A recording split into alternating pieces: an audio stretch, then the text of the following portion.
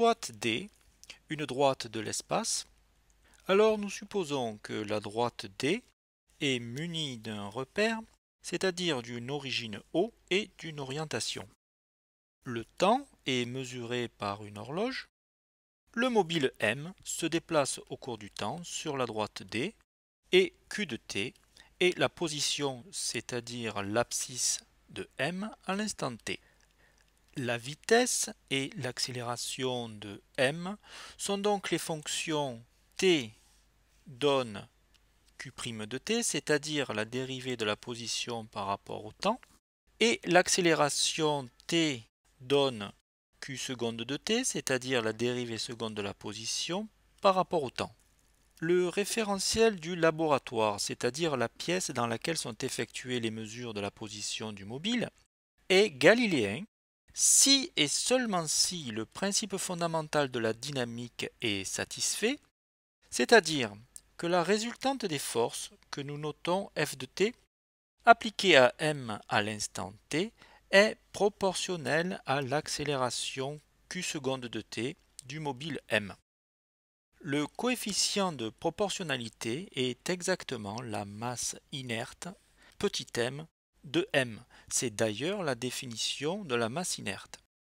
En d'autres termes, le référentiel est galiléen si et seulement si la résultante des forces F de t à l'instant t est égale à m q seconde de t, où m, c'est-à-dire la masse inerte du mobile, est multipliée par son accélération q seconde de t.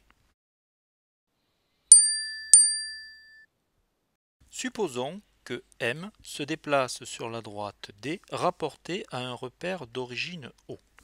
Alors, M sera appelé un oscillateur harmonique centré en O si la résultante des forces F de t égale mq seconde de t donnée par le principe fondamental de la dynamique est proportionnelle à q de t.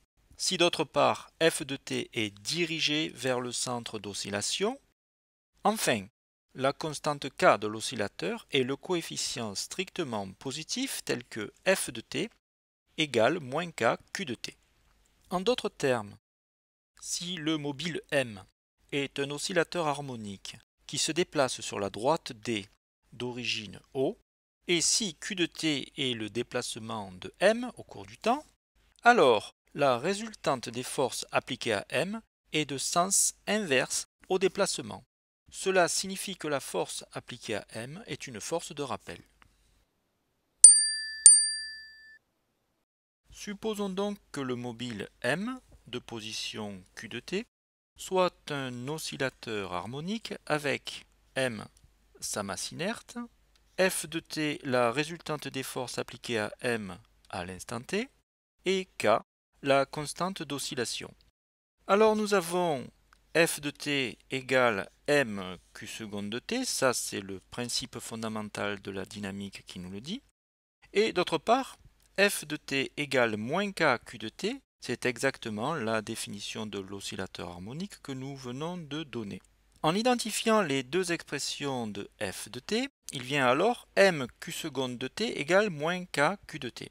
Mais la masse inerte du mobile étant supposée strictement positive, nous pouvons diviser les deux membres de cette équation par petit m, ce qui nous donne de manière équivalente que q seconde de t est égal à moins k sur m q de t. La quantité k sur m est elle-même strictement positive, donc c'est en particulier le carré de sa racine carrée, et nous avons de manière équivalente que q seconde de t est égal à moins racine de k sur m, le tout au carré, que multiplie q de t. Par suite, en posant oméga égale racine de k sur m, cette quantité est bien définie car k sur m est positive, alors l'équation de m devient q seconde de t plus oméga carré q de t égale 0. Dans la suite, nous allons voir l'intérêt d'introduire la quantité oméga.